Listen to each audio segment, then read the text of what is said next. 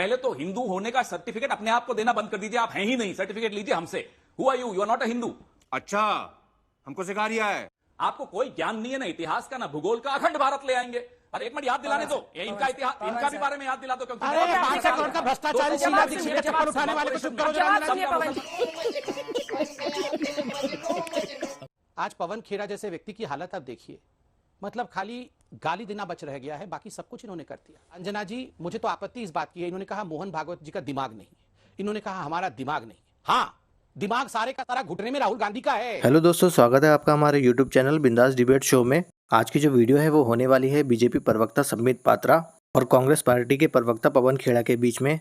Video काफी मजेदार होने वाली है दोस्तों, तो प्लीज वीडियो को अंत तक देखिएगा। अगर आप हमारे चैनल पर नए हो तो प्लीज चैनल को सब्सक्राइब कर दीजिएगा। चलो भाई, देखो अब मैं क्या करता हूँ। पवन जी से पूछ रही हूँ, तिवारी जी रुकिए तो। पवन जी देखिए, तिवारी जी मुझसे ज्यादा अच्छा समझते हैं भारतीय जनता पार्टी को, कैसा क्या इलाज है वो मुझसे ज्यादा तिवारी जी समझते हैं, क्योंकि ये तो साथ रहे हुए हैं।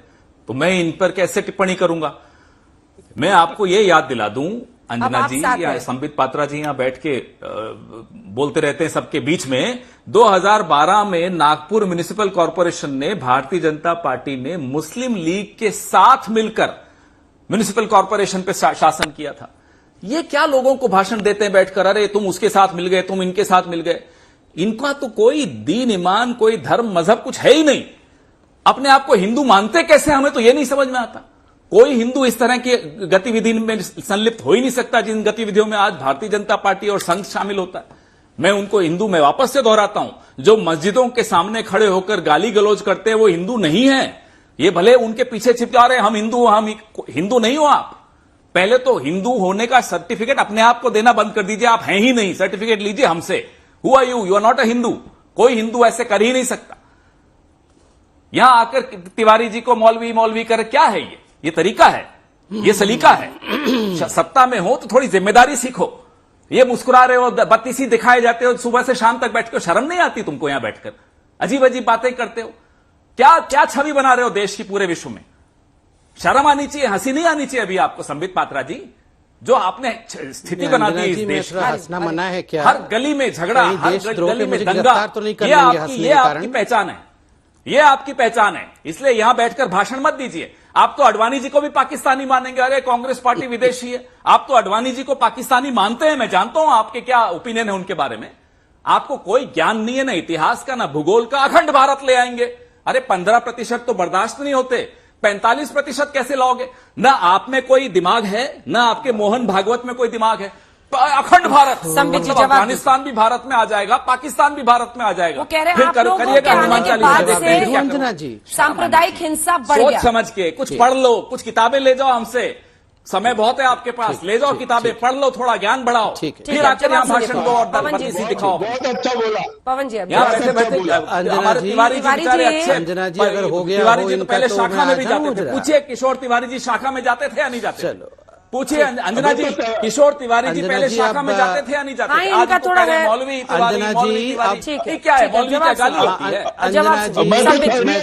जवाब सुनिए पवन जी। और जब ये चांदनी चौक, ये जब दिल्ली से इलेक्शन लड़ रहे थे, संबित पात्रा जी जब दिल्ली से कॉर्पोरेशन का इलेक्शन लड़ रहे थे, जो हार गए, तब ये मुसलमानों के आगे क्या हाथ फैलाकर घूमते थे? नहीं तो सब तो किसी ने नहीं कहा मौलवी संबित पात्रा। ये क्या माहौल बना रहे हो? जब वोट मांगने गए चांदनी चौक, मैं भी इनको एक मिनट याद दिलाने दो, ये इनका इतिहास, इनका भी बारे में याद दिला दो। क्योंकि 5 करोड़ का भ्रष्टाचारी शीला दीक्षित के चप्पल उठाने वाले को चुप करो जरा। ये शीला दीक्षित के चप्पल उठा के चल रहा था, 500 करोड़ का प्रॉपर्टी बनाया हुआ है, इसको तो चुप कराओ अंजना जी। ये भ्रष्टाचारी को चुप कराओ, बहुत हो गया। शीला दीक्षित का चप्पल उठाने वाला 500 करोड़ का प्रॉपर्टी का मालिक बना हुआ है, भ्रष्टाचारी से बैठ के यहाँ पर क्या डिबेट करा रहे हो अंजना जी? बंद कराओ इसकी आवाज को, जवाब दीजिए। बंद कराओ इसकी आवाज को। संबित जी जवाब दीजिए।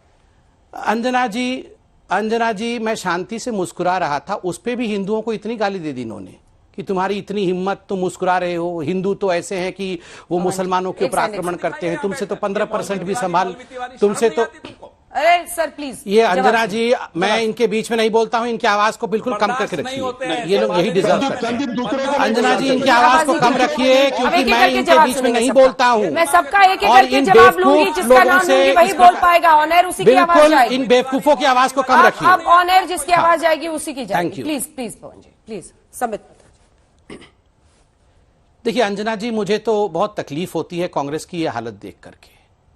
आज पवन खेड़ा जैसे व्यक्ति की हालत आप देखिए, मतलब खाली गाली देना बच रह गया है, बाकी सब कुछ इन्होंने कर दिया। कितने शांतिप्रिय तरीके से डिबेट चल रहा है। ये जो बौखलाहट कांग्रेस पार्टी की है, ये जो हिंदुओं के प्रति नफरत कांग्रेस पार्टी की है, आज कांग्रेस पार्टी का एक बात अंजना जी याद रखिए, जिसने हिंदुओं पर, निरीह हिंदुओं पर गोली चलाई, जिसने भगवान राम के अस्तित्व पर सवाल खड़ा किया, जिसने हिंदुओं के खिलाफ षड्यंत्र किया है, याद रखिए ये सनातन का पावन भूमि है, ये शंकराचार्य की भूमि है। यहां उनका अस्तित्व मिटेगा ही मिटेगा, राजनीतिक अस्तित्व समाप्त होगा ही होगा। यूं ही कांग्रेस का अस्तित्व समाप्त नहीं हो रहा है। जिस तरह से ये कांग्रेस, इन कांग्रेसियों ने षड्यंत्र करके 2013 में एक बिल इंट्रोड्यूस करने की कोशिश की थी, जिस बिल में अगर देश भर में कोई भी दंगा होता है तो उस दंगे का जिम्मेदार केवल हिंदू होगा और कोई नहीं। ये जो कम्युनल वायलेंस बिल ला रहे थे, केवल और केवल हिंदू ही जिम्मेदार होगा। नतीजा 2014 में क्या हुआ आपने देखा है। अंजना जी, हिंदू कभी भी हिंसक नहीं हो सकता है। हनुमान चालीसा का उच्चारण करके हम कभी मुसलमानों के ऊपर, हमारे भाई हैं, कभी किसी के ऊपर हमला नहीं कर सकते। मगर हनुमान चालीसा और हिंदुओं के ऊपर कांग्रेस की ये जो बेचैनी है, कांग्रेस का ये जो षड्यंत्र है, ये ऐसे ही नहीं है। इसके पीछे बहुत कुछ है, इसके पीछे बहुत कुछ इन्वॉल्व्ड है। आप समझिए सोनिया जी का कनेक्शन, आप सोचिए राहुल जी जो विदेश जाते हैं, आप सोचिए ये जो पार्टी इनके किस पैसे से चलती है, इसके पीछे इतना कुछ है कि आप भी समझती है, मैं भी जानता हूं, अब देश के लोग भी जानने लगे। तीसरी बात, आप शांत बैठिए, चुपचाप बैठिए। ठीक है, वो चुपचाप बैठिए पवन जी। पवन जी, इसके बाद फौरन आपके पास आ रहे हैं। देखिए देखिए एक सेकंड मैं एक सेकंड चिल्लाना बंद करिए। मैं एक सेकंड पवन जी के बीच में, अंजना जी आप इनकी आवाज को कम रखिए, कम ही रखिए। मैं इनके बीच में नहीं बोला था, ये देश ऐसा नहीं होता है अंजना पवन जी। जी, देखिए मैं किसी के बीच में नहीं बोलता हूं, मगर ये जिस प्रकार की बौखलाहट की भाषा का प्रयोग कर रहे संबित जी हैं। को मेरे साथ दिखा दीजिए। पवन जी प्लीज सर, इसके बाद आप ही जवाब देंगे।